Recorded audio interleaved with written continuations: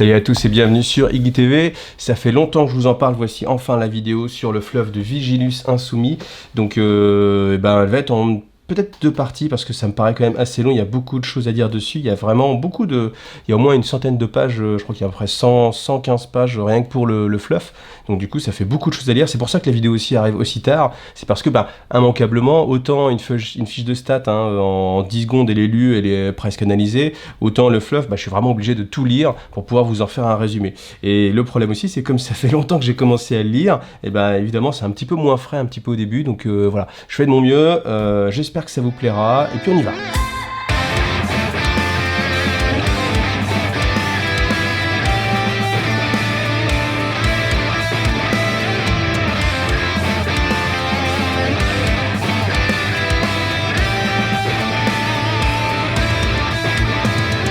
Alors cette vidéo c'est aussi l'occasion de tester un nouveau setup pour moi. Pourquoi? Parce que cette fois-ci je filme pas avec le smartphone, c'est la première fois que je vais vous faire une review codex sans filmer avec le smartphone. Et puis je filme avec mon caméscope et puis avec un trépied et le micro Rode. Donc ça c'est grâce à vous, j'espère que le son est meilleur. Moi j'ai un peu plus de liberté autour de moi parce que je suis pas enfermé dans une box. Si je touche la table, normalement ça va pas faire basculer la vidéo. L'image aussi doit être meilleure parce que c'est vrai que sur mes reviews codex, il y en a certains qui se plaignait que justement on n'arrivait pas bien à lire. Donc là normalement l'image est meilleure, le son est meilleur et tout ça c'est encore une fois grâce à vous qui me soutenez sur Tipeee. Donc Tipeee, je vous rappelle, c'est une plateforme participative qui permet justement de me faire des petits dons. Donc vous êtes plusieurs comme ça à me faire des petits dons réguliers de 1, 2, 3 euros voire plus pour les plus généreux. Et puis petit à petit, vous voyez, ça s'accumule et ça me permet d'acheter du matériel qui immanquablement rend les vidéos plus agréables pour vous. Donc j'espère que c'est le cas. Alors cette carte là ici elle est assez intéressante parce qu'elle montre plusieurs zooms en fait de différents endroits. Donc on a bien sûr ici la galaxie, donc avec le segmentum solar, tout ce qui va être... Alors Vigilus, où est-ce que c'est ici. Vous voyez, donc c'est au bord en fait de la cicatrice maledictum et c'est une zone très importante parce que justement on le voit plutôt ici. Donc déjà c'est proche de Cadia et puis vous avez en fait ce petit passage qui est un des passages qui permet pour tous les vaisseaux de pouvoir transiter à travers la cicatrice avec, on va dire, plus de facilité qu'ailleurs où c'est quasiment impossible.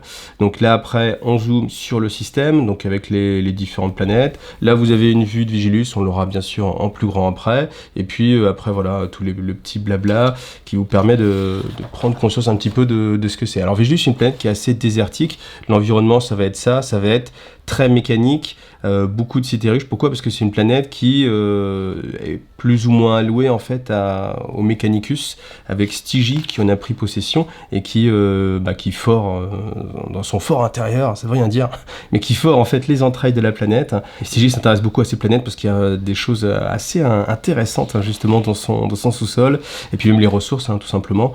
Donc voilà, donc petite illustration. C'est pour ça que j'aime bien aussi vous montrer en fait le livre en même temps, c'est que ça vous permet de voir justement en fait toutes ces petites illustrations que je pourrais pas soit scanner ou trouver ailleurs. Donc voilà, ça permet pour vous que ce soit, j'espère, plus agréable. Donc là aussi, si vous avez des retours, n'hésitez pas, moi ça me permet d'avancer et ça me permet de faire des vidéos qui sont, je l'espère, encore une fois meilleures et de plus en plus qualitatives.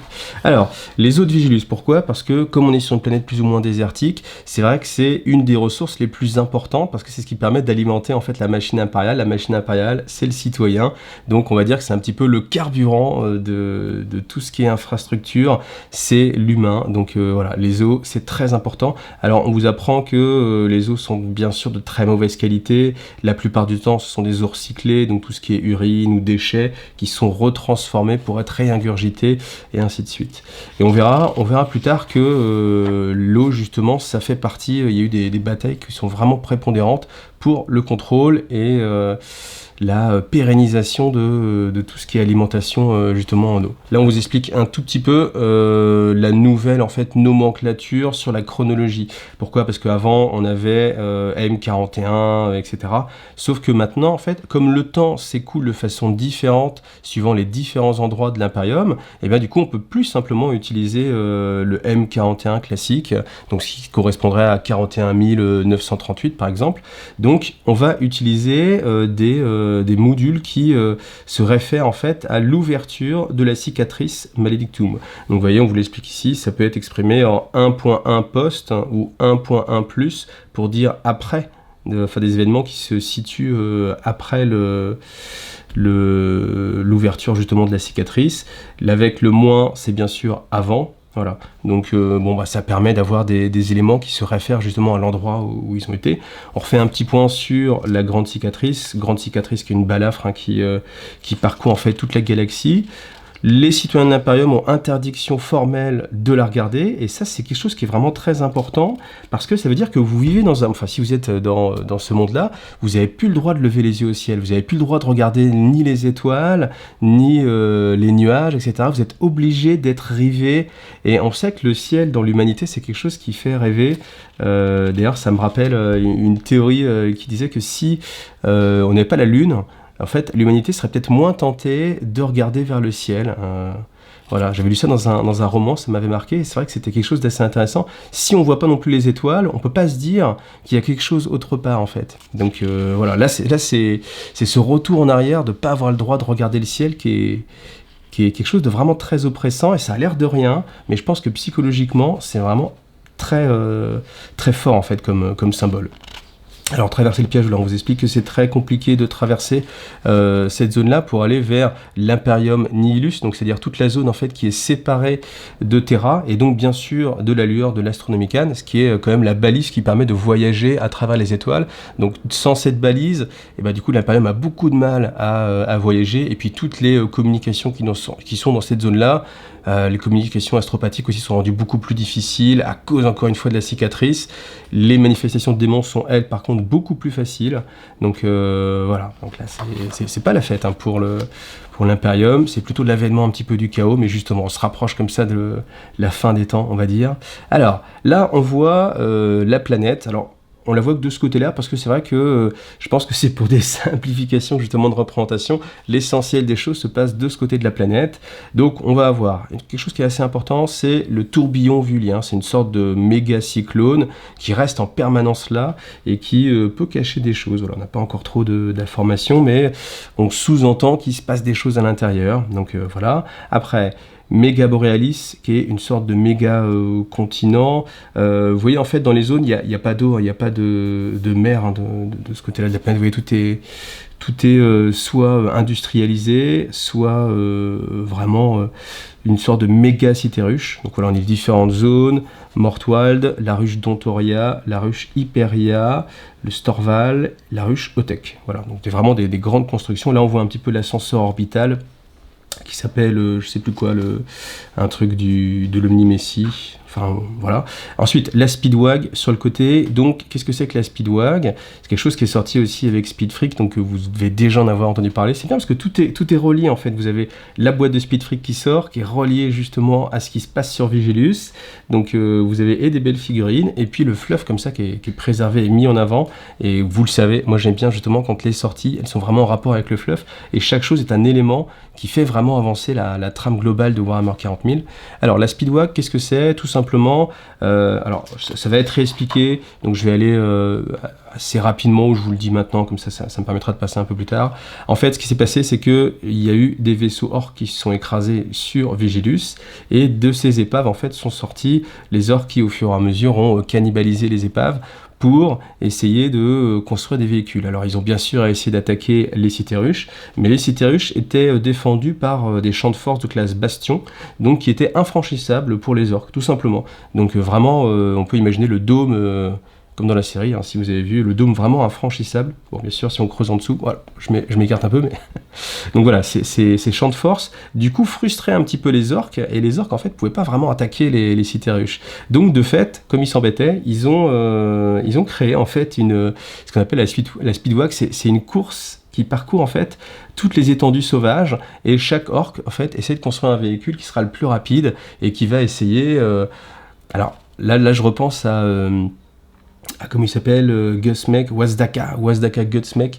On en parle un tout petit peu, mais c'est un personnage qui a été effacé. C'était vraiment, on va dire, le fondu de la vitesse ultime, le summum, donc l'orque le plus rapide, qui construisait les véhicules les plus rapides ou qui les utilisait, qui les customisait.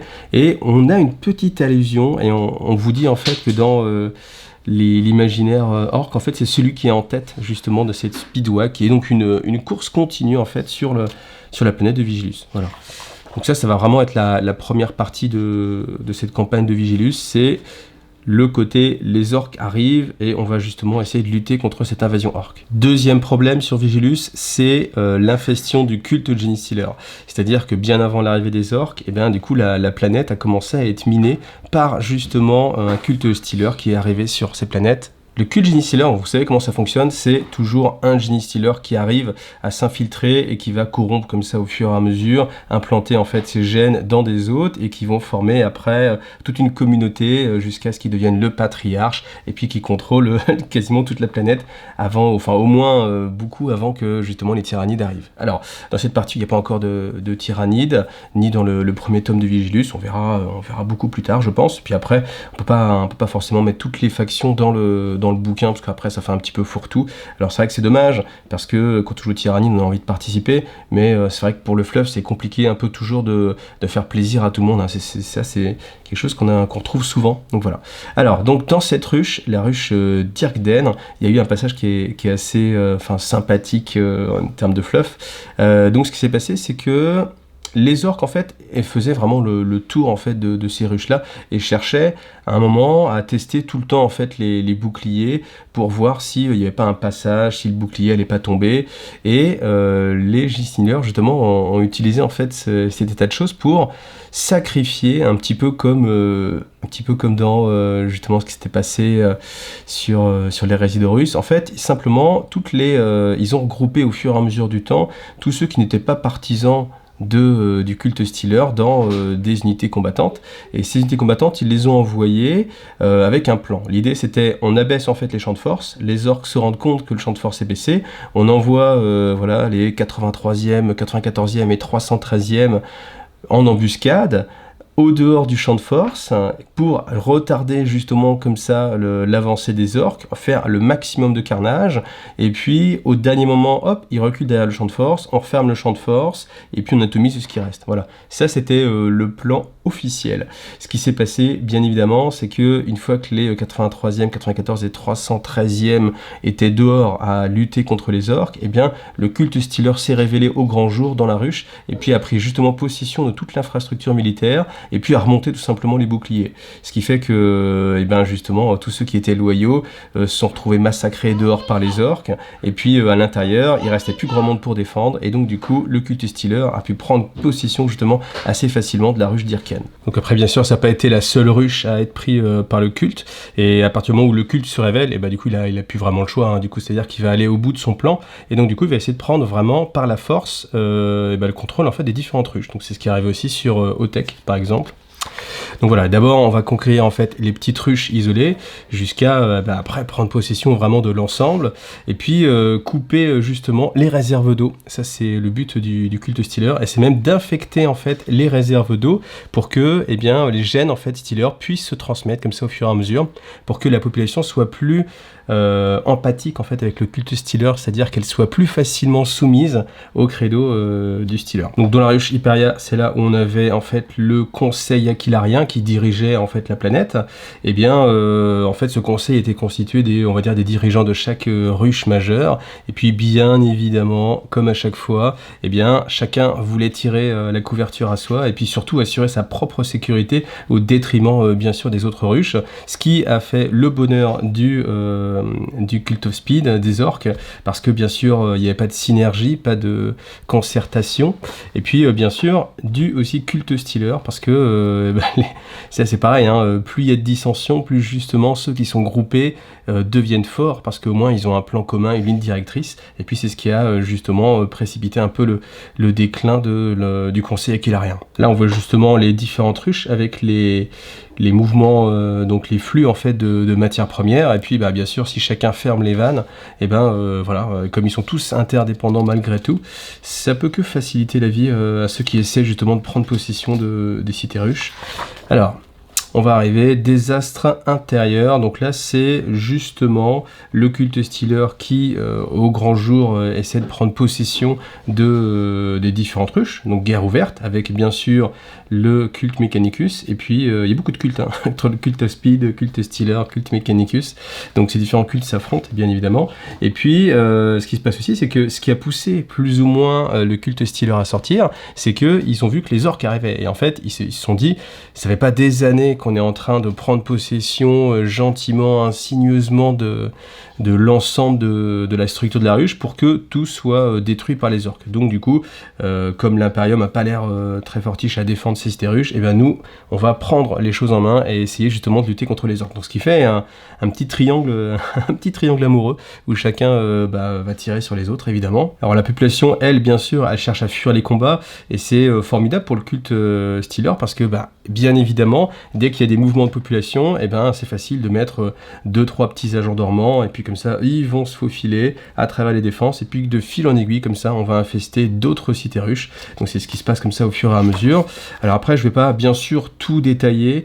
Faut dire que Vigilus, c'est contrairement à par exemple Gathering Storm, c'est beaucoup plus porté sur la stratégie militaire. C'est-à-dire qu'on va pas avoir des grands combattants qui sont vraiment mis en avant avec leurs actions d'éclat, mais vraiment plus une vision stratégique de l'ensemble des combats pour avoir plutôt vraiment tous les groupuscules en fait qui se battent et puis le côté vraiment stratégique encore une fois, c'est-à-dire pas tactique sur un combat, mais sur l'ensemble de la guerre, savoir qu'est-ce qui va porter justement préjudice à l'ennemi et ainsi de suite. Donc voilà, je vais pas vraiment, encore une fois, rentrer vraiment dans les détails, parce qu'après, j'avoue que ce passage-là, c'est un passage moi qui m'a un petit peu moins, c'était un petit peu long à lire, parce que comme il n'y avait pas de côté héroïque, c'était vraiment assez militaire, on avait l'impression de lire une bataille militaire qui aurait pu exister tout simplement. Donc d'un côté c'est cool parce qu'il y a ce côté vraiment stratégie militaire réelle, et c'est au final ça, Warhammer 40 000, c'est de l'échelle, c'est de la grosse échelle, c'est du gros combat, c'est pas un tel qui est un super-héros qui va sauver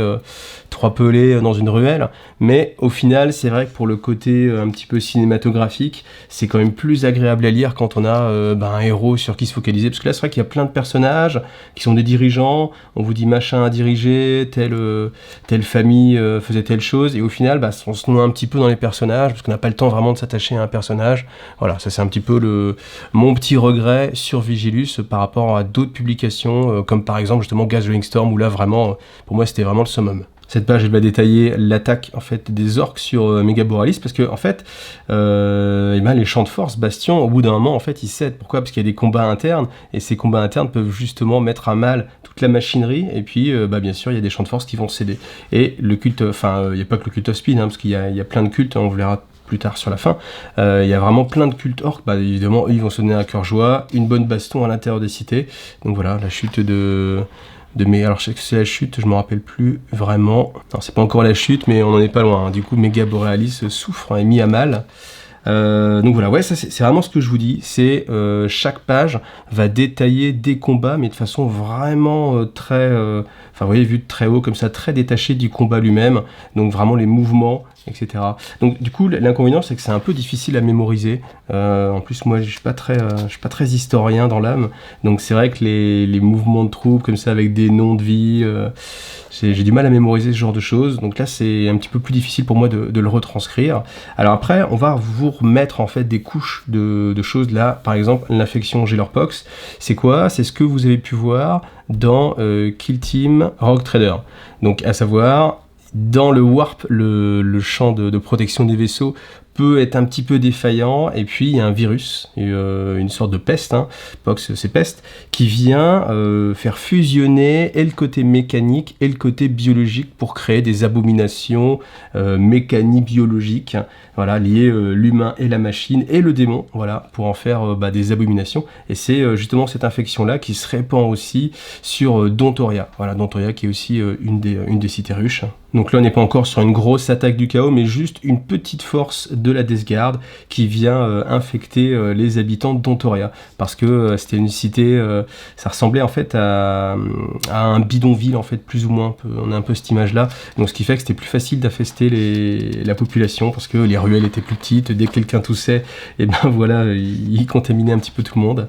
Alors ensuite, bien sûr, arrivent les héros, les anges de la mort, les Space Marines. Donc on va avoir plusieurs chapitres qui viennent justement au secours de Vigilus. Vigilus qui a un point de passage extrêmement important. Donc c'est pour ça que l'Empire, l'Imperium va pas laisser passer justement, va pas laisser tomber ce monde tout simplement. Donc ce qui se passe, c'est que Vigilus, les dirigeants de Vigilus font des appels à l'aide, que c'est bien sûr très difficile de faire des messages astropathiques à cause justement de la cicatrice maledictum, que malgré tout, certains réussissent à capter en fait le danger, et que même certains psycheurs justement chez les Space Marines vont naturellement se dire il y a un enjeu majeur à aller sur Vigilus, il faut absolument qu'on aille sur Vigilus. Et c'est le cas de Tigreus qui est le maître, le librarian des Ultramarines, qui va conseiller à Marneus Calgar de vraiment se rendre en personne sur Vigilus, car l'avenir de l'humanité et de l'Imperium se joue actuellement, comme partout dans la galaxie, mais la place de Marneus Calgar, ça va être sur Vigilus. Donc là, très belle illustration de Marneus Calgar, donc en version Primarch en plus, avec sa nouvelle armure, l'armure Héraclès, je crois que c'est comme ça qu'elle s'appelle. C'est un nom qui pète bien. Là, pour le coup, il est moins statique que dans ses deux premières incarnations. Je sais pas si vous vous rappelez, il était, ça c'est une image que tout le monde connaît quasiment, je peux la retrouver facilement. Enfin voilà, vous avez Marneus qui est assis, pépère, avec son petit drapé en train de siroter son cocktail. Voilà, là maintenant, il est au combat, et puis voilà. D'ailleurs, petite parenthèse, dans le roman Guerre et Peste, on parle justement... alors, est-ce que c'était dans Guerre et Peste ou est-ce que c'était dans le roman Sombre Imperium? Et après, on parle en fait justement d'un échec plus ou moins de Marneus Calgar, qui se fait plus ou moins réprimander par Robert Gliman, et du coup a son honneur à laver parce qu'il n'a pas réussi à défendre assez bien les domaines d'Ultramar en l'absence du Primarque. Et donc c'est ce qui va découler aussi un petit peu de ce passage-là. Donc le voyage de Calgar, ça on va passer, pas grand-chose, hormis que il arrive tout simplement. Alors après, l'Évry profonde, là, ça aussi, ça fait référence à une boîte que vous connaissez. Cette boîte, c'est de mémoire, je dirais Griffe et Croc. Là, je vous mets l'image. Désolé si c'est pas le bon nom, mais il y a tellement de noms de boîtes. Mais c'est une boîte justement où on voit les Space Wolves qui luttent contre le culte Stealer. Et en fait, il y a une petite histoire. Et cette petite histoire, elle se passe justement dans ce passage-là. Donc, bien sûr, ça raconte que les Space Wolves sont très doués pour la traque des chasseurs nés. Donc, ce sont les plus à même d'aller affronter justement les cultes Stealer qui sont incrustés en fait dans les dédales de galeries. Donc voilà, ils cherchent en fait justement cette traque-là. Alors bien sûr, ils réussissent quasiment à tout éradiquer, mais pas forcément, il en reste quelques-uns. Voilà. Mais encore une fois, vous voyez, la boîte qui est sortie, c'est une brique qui vient se rajouter là-dessus. Et vous pouvez revivre ce passage-là en histoire avec les petites missions que vous avez dans... Alors, je crois que c'est encore une fois Griffe et Croc, on va l'appeler Griffe et Croc, pardonnez-moi si c'est pas ça. Mais voilà. Donc voilà, ça c'est encore une fois très très bien. Ensuite, comme si ça ne suffisait pas, on va avoir d'autres invités, on va avoir les Eldari. Alors que viennent faire les Eldari dans cette histoire?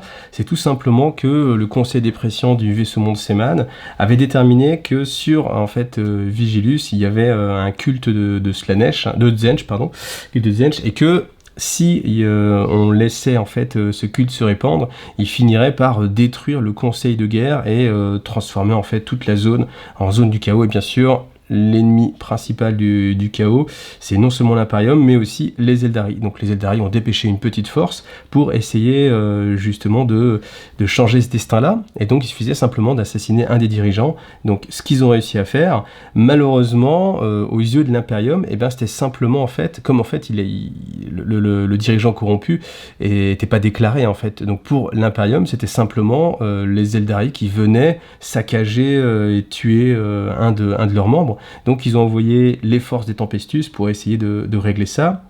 Alors là, ce sur quoi Kielanaris, donc le Spirit Seer, qui était chargé justement de cette mission, cherchait à expliquer qu'en fait non, il venait de justement tuer quelqu'un qui était corrompu, qui était influencé par le chaos, mais bien sûr, comme dans l'Imperium, on préfère tirer avant de discuter, la plupart de ces autarques furent assassinés, et Kielanaris réussit à s'échapper en jurant bien sûr de venir se venger. Qui va entraîner en fait un gros quiproquo parce que au final, quand justement Marnus Calgar est arrivé, il a remplacé en fait tout le conseil qui était corrompu, évidemment, parce qu'au sein du conseil, on avait aussi des membres du culte Genestealer, donc lui avait rincé tout ça, et puis mis à sa tête, en fait, des dirigeants, des Space Marines, enfin, des gens en qui il avait pleinement confiance, et puis les Eldari, quand ils reviennent, en fait, pour eux, eh ben, ils pensent qu'en fait, les dirigeants sont toujours les mêmes, donc du coup, ils veulent se venger, et donc du coup, combat, alors que là, pour le coup, on est sur des personnes qui sont plus influencées par le chaos, ni par le culte Stealer, donc voilà, ça c'est encore le drama,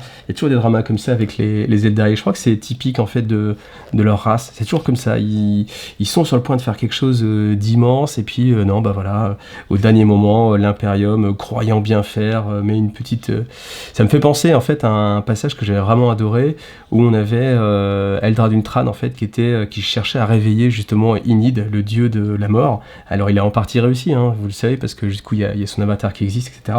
Mais il n'a pas été pleinement réveillé. Pourquoi? Parce que justement Artemis de la Deathwatch a réussi in extremis à l'empêcher.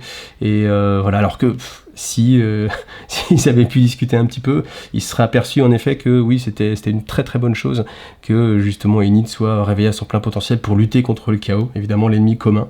Mais voilà, non, petit drama encore une fois. Donc voilà pour ce petit passage. Hop, comme ça, bon voilà, hop, on a mis une petite couche d'Eldari si vous jouez Eldari.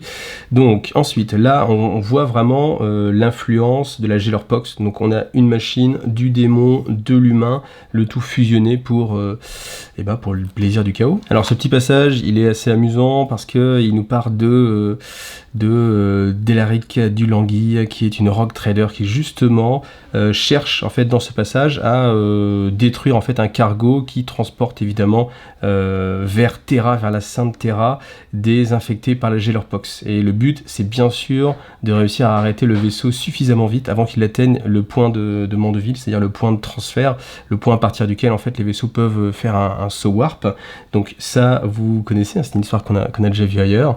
Et puis In Extremis, bien sûr, étant seule survivante, elle réussit In Extremis à faire exploser le cargo, rentrer, en parler juste au seigneur de Macrèche, donc c'est-à-dire à Marnus Calgar.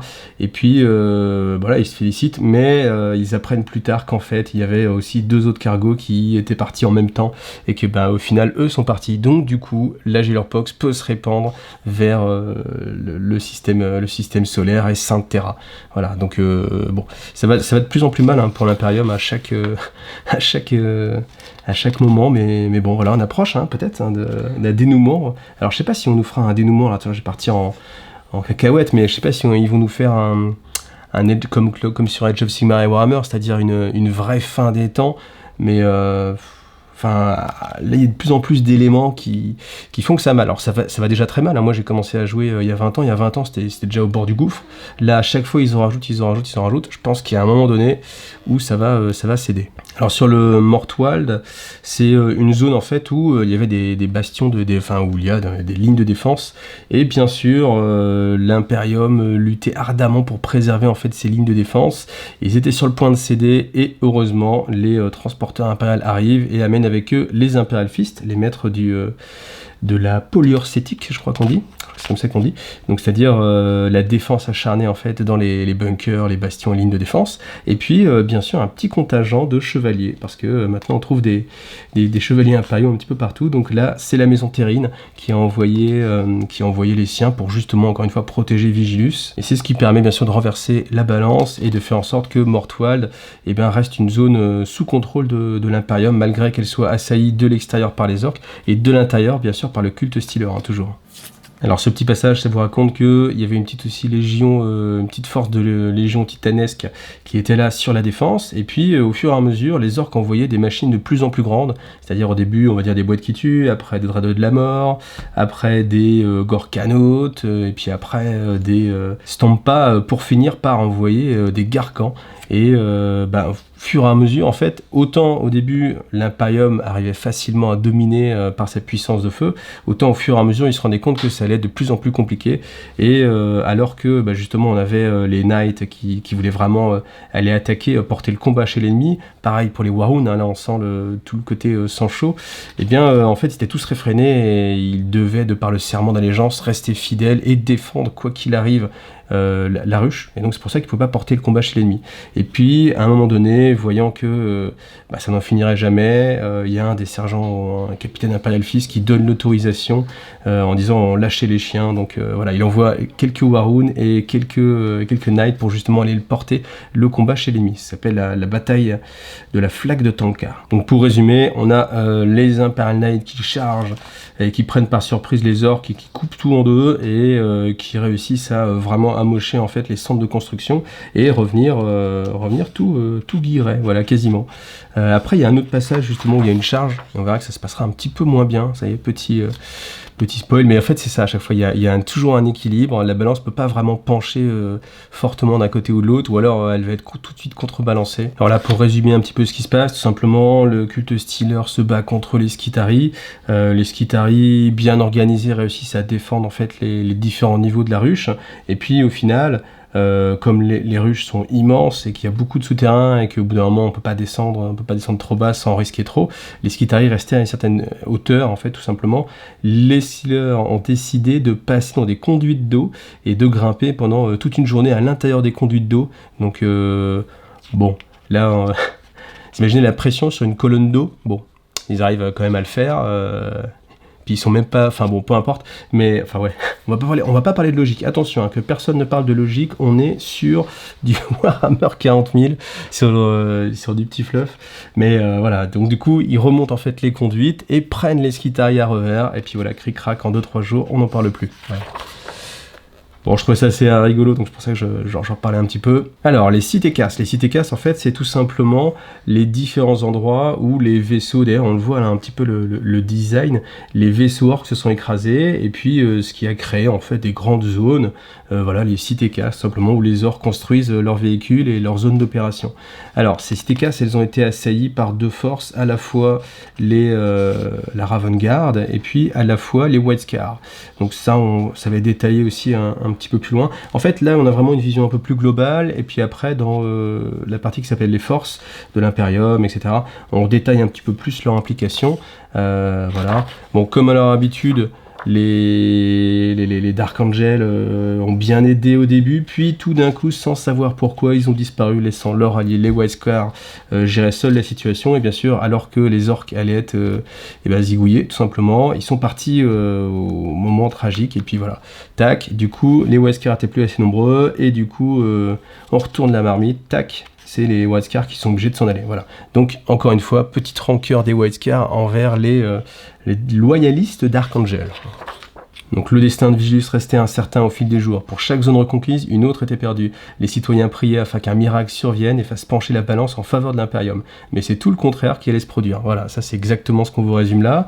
Donc on récapitule, l'Imperium qui est assailli de l'extérieur par les orques, de l'intérieur par le culte Stealer, et en haut, donc en haut des cités ruches, on a le chaos qui vient s'infiltrer. Voilà, parce qu'il faut bien sûr parler du chaos. Le chaos, c'est la force, l'antagoniste principal après de la suite, même si au début c'était vraiment les orques. Après, on va voir que ça va vraiment être le chaos. Et quand on voit Vigilus numéro 2, on sait que c'est vraiment de ce côté-là que ça a penché.